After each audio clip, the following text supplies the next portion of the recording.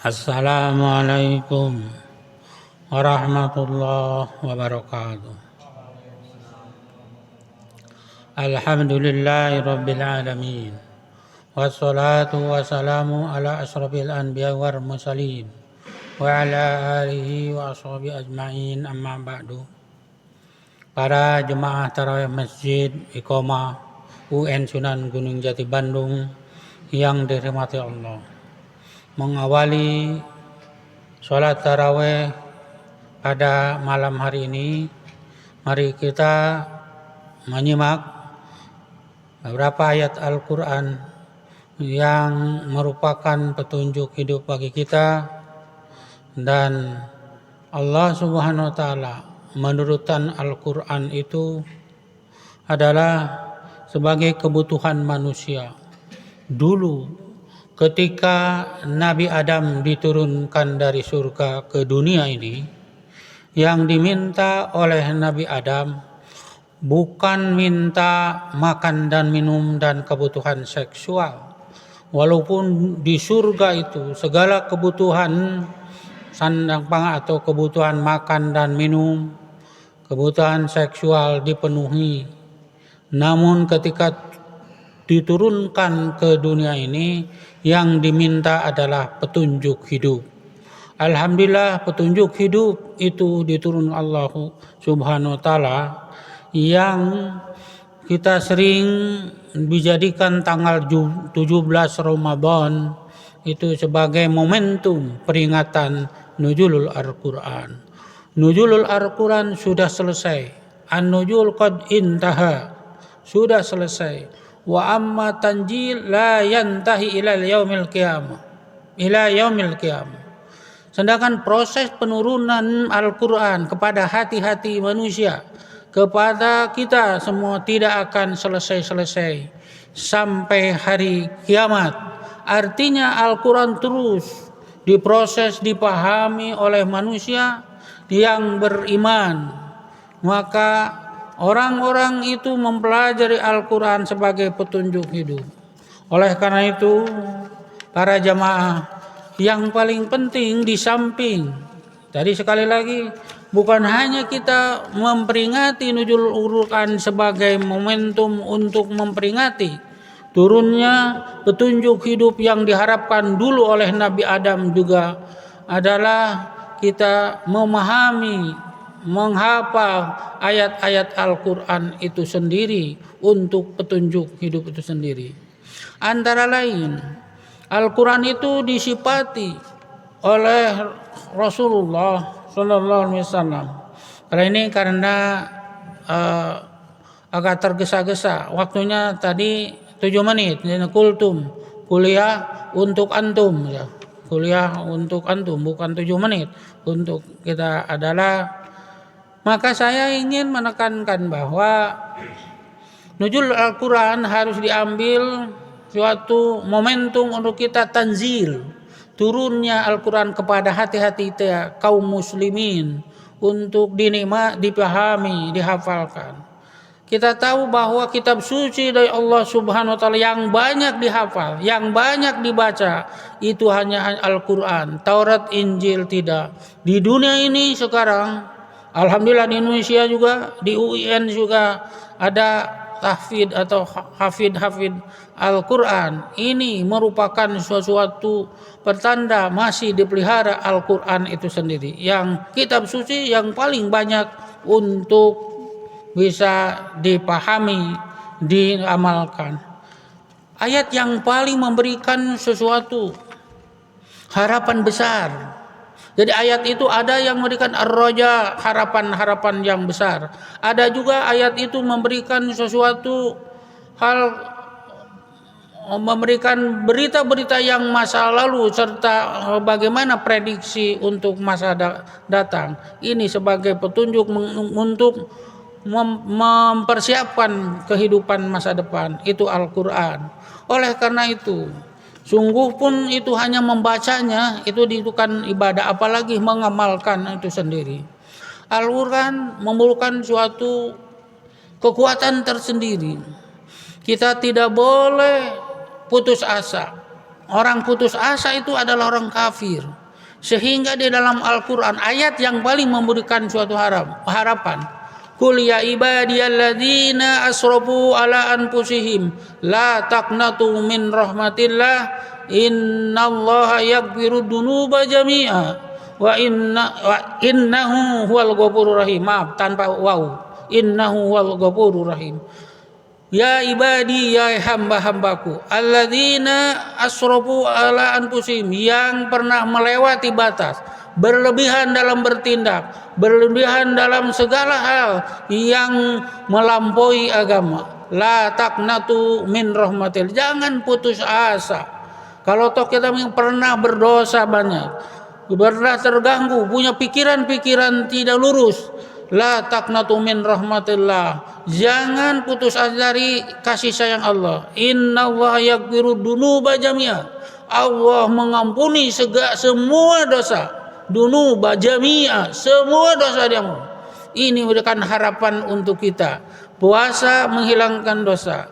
Kemudian juga kecuali dosa musyrik, di dalam ayat lain kata dia yang musyrik kepada Allah, semua dosa kecil banyak diampuni Allah Subhanahu wa ta'ala. Ini adalah punya sikap optimis bahwa kita sebagai manusia yang berbahagia mendapatkan pengampunan dari Allah. Itu jaminan Allah.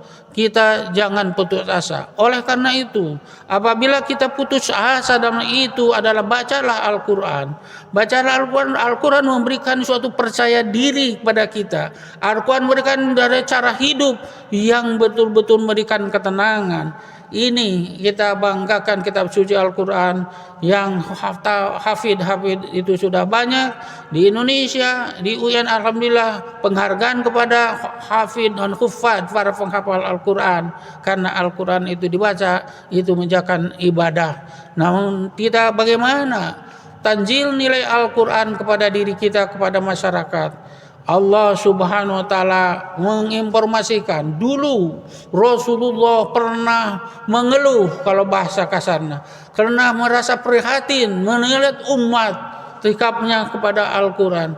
Waqala di dalam surat Al-Furqan, surat nomor 25 ayat 30-31, Allah mengingatkan, waqala rasulu ya rabbi inna qaumi ittakhadhu hadal qur'ana mahjura.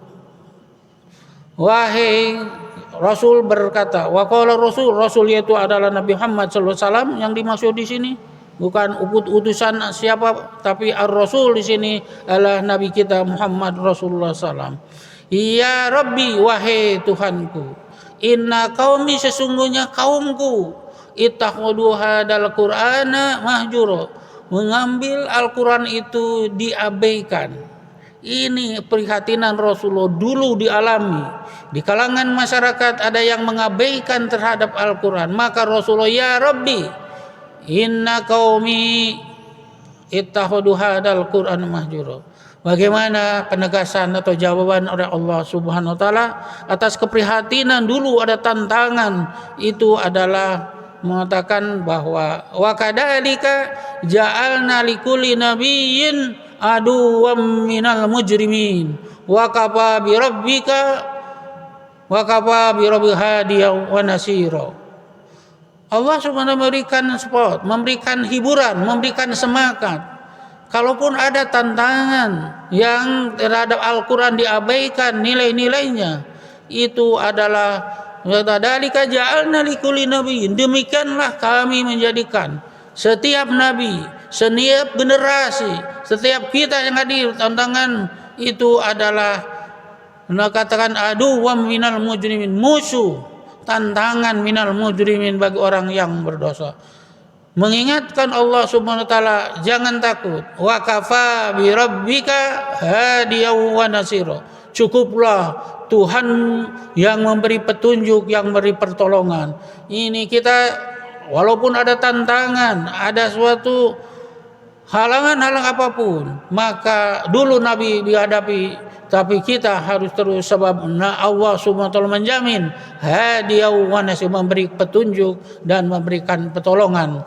Mudah-mudahan kita juga dalam menjalankan kehidupan itu. Al-Quran diperingati untuk dibaca, dan sebenarnya pengalaman para sahabat dulu, Al-Quran dibaca itu memberikan ketenangan. Hadis juga menyatakan seperti itu. Al-Quran dibaca memberikan hal optimis dalam kehidupan itu sendiri. Bahkan sebenarnya apabila kita dalam kebingungan apapun, itu adalah bacalah Al-Quran. Karena memang Al-Quran memberikan daya ingat yang tidak kena pikun. Kalau itu Al-Quran dibaca, apalagi kita memahaminya itu. Terakhir, saya ingin menyampaikan hadis Rasulullah yang berkaitan sifat-sifat Al-Quran menurut Rasulullah.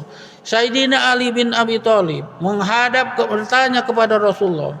Ketika itu ada sahabat Haris Al-A'war bertanya, aku ini melihat suatu masjid, dan di masjid itu adalah sedang mendalami hadis-hadis Rasulullah.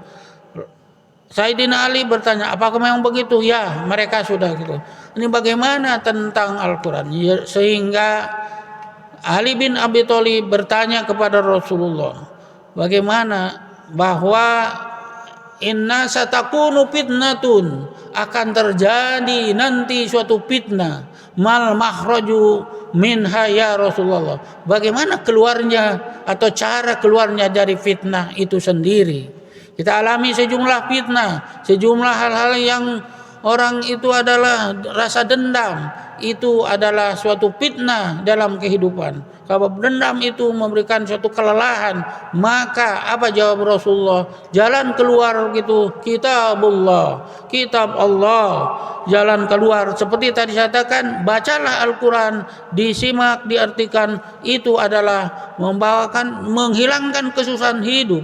Itu adalah petunjuk Rasulullah. Jangan ragu, yakinilah itu. Kita punya Al-Quran, wajar diagungkan, dan ini memang salah satu keagungan bagi umat Islam, atau sebagai kitab petunjuk hidup yang dimintakan oleh para nabi dulu. Bagaimana Al-Quran itu? Fihi naba'um ma kana qablahum. Ada berita-berita umat sebelummu. Jadi artinya Al-Quran memberikan informasi sejarah kemanusiaan, sejarah perkembangan dunia masa lalu. Kita tahu banyak dalam Al-Quran, Al-Qasasul Quran, kisah-kisah para nabi, kira-kira kaum dulu itu diberitakan. Itu kata Nabi bahwa kitabullah fihi naba'um ma kana qablakum wa khabarun ma ba'dakum, dan berita yang akan datang. Ini penting sekali. Prediksi futuristik masa depan bagaimana menurut Al-Quran. Bagaimana umat seandainya menyimpang, bagaimana itu adalah di dalam Al-Quran. Wa hukmun ma bainakum, dan ketentuan hukum di antara kamu. Wa huwal faslu laisa bil hadi. Ini pemisah kebenaran dan benar dan kebatilan. Laisa bil, bukan senda gurau. Man tarakahu min jabarin qasamullah. Barang siapa yang meninggalkan Al-Quran karena kesombongan, qasamullah, Allah akan menimpakan bencana pada orang yang sombong meninggalkan Al-Quran itu sendiri. Naudzubillah. Wa man ibtaghal huda fi ghairihi adallah. Barang siapa mencari hidayah selain Al-Quran, akan Allah sesatkan. Wa huwal hablullahul matin, adalah tali yang kuat dari Allah. Wa huwa dzikrul hakim, wa huwa siratul mustaqim, wa walladzi la tajugul ahwa wa la talmisu alasina wa la yasba'u minhul ulama. Tidak akan kenyang para ulama, para profesor, para doktor, para pelajar membahasnya, tidak akan habis. Itulah sifat Al-Quran. Wala yahluqu an kasatiran, tidak akan lapuk karena banyak yang menolaknya Al-Quran. Wala tanqadi ajaibu walladzi lan tatahil jinnu illa samitu hatta qalu inna sami'na qur'anan ajaban yahdi ilar rasydi fa amanna bihi. Jadi Al-Quran disifati adalah keagungannya, sehingga apabila didengar oleh jin, izin beriman, maka ada sulat jin. Dinyatakan dalam sulat jin, nyatakan itu adalah mengimani terhadap ayat Al-Quran itu. Man qala bihi sadaqa wa man amlika ujra wa man hakama bihi adala wa man da'a ila Allahi hada ila siratil mustaqim. Itulah sifat-sifat Al-Quran yang disifati oleh Rasulullah.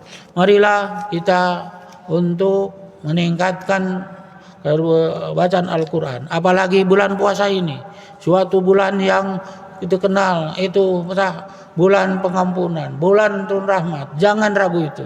Seandainya di antara kita ada kesusahan hidup, ada ketidakpercayaan diri, bacalah Al-Quran lebih-lebih dalam bulan Ramadan.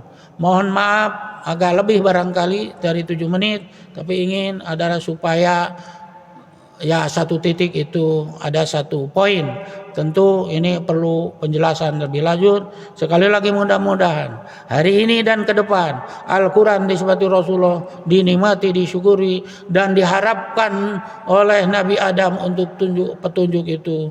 Kita sudah ada di hadapan kita adalah Al-Quran. Wallahul muwaffiq ila aqwamit thoriq. Wassalamualaikum warahmatullahi wabarakatuh.